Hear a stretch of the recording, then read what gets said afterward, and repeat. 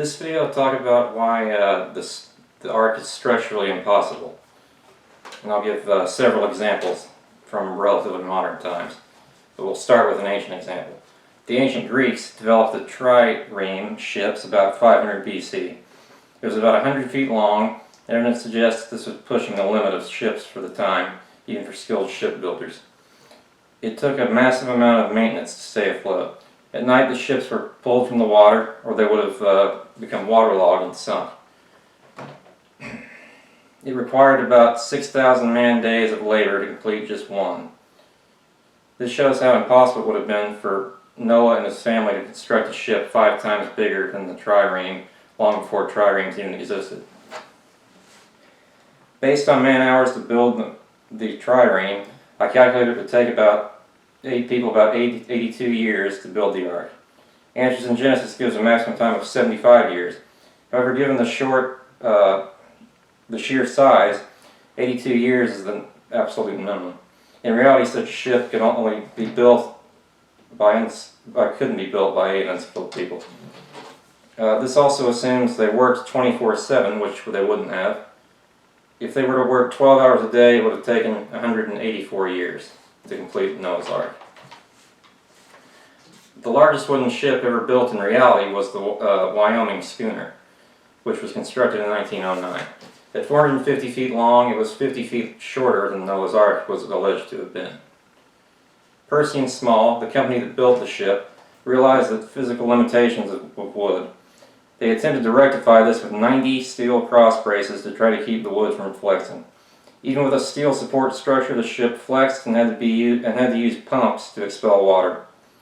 The wood flexed so much that the ship's wood planks could not be made leak-proof by any devisable caulking.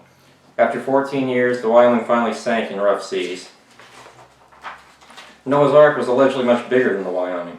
In addition to this, the Bible says it was made out of nothing but wood, gopher wood, whatever that is, and sealed with simple pitch. The ark would also not have had pumps, as they would have been impossible at the time. Even in calm seas, the Wyoming leaked. It is impossible that global flood would produce anything but rough seas. Overall, the Wyoming was not a practical design, and no wooden ship would ever be built as large as that again. But even before that, other wooden ships were built that proved the impossibility of Noah's Ark. One was the Pretoria schooner barge. Its length was about 340 feet. It had to use steel in its design as well. Steel keelson plates, cords, and arches were built into the ship. A steam engine still had to run a pump to keep the ship from flooding. The ship eventually sank in spite of all these measures, and it was only in the Great Lakes, not even the ocean.